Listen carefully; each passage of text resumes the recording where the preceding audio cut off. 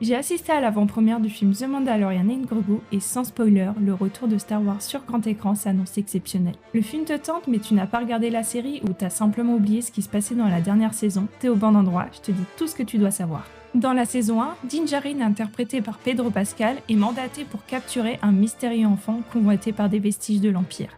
Mais quand il découvre sa nature, il refuse de le livrer et devient son protecteur.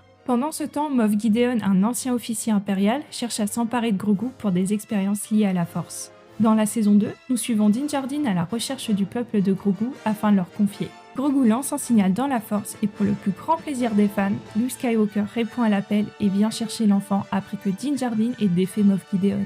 L'adieu entre le Mandalorien et Grogu est émouvant, mais l'aventure ne s'arrête pas là puisque dans la dernière saison, Luke Skywalker propose à Grogu un choix. Rester pour l'entraînement Jedi ou retourner auprès de Din Djarin. Grogu choisit son père mandalorien et Din Djarin l'adopte formellement selon la tradition. Son nom devient alors Din Grogu. Din Djarin et Grogu aident Bo-Katan à unifier le peuple mandalorien et à reprendre leur planète. La saison se conclut sur la mort de Moff Gideon, la libération de Mandalore et Din et Grogu qui s'installent sur Nevarro pour commencer une nouvelle vie. Maintenant que tu sais tout, tu n'as plus aucune excuse pour manquer le retour de Star Wars au cinéma.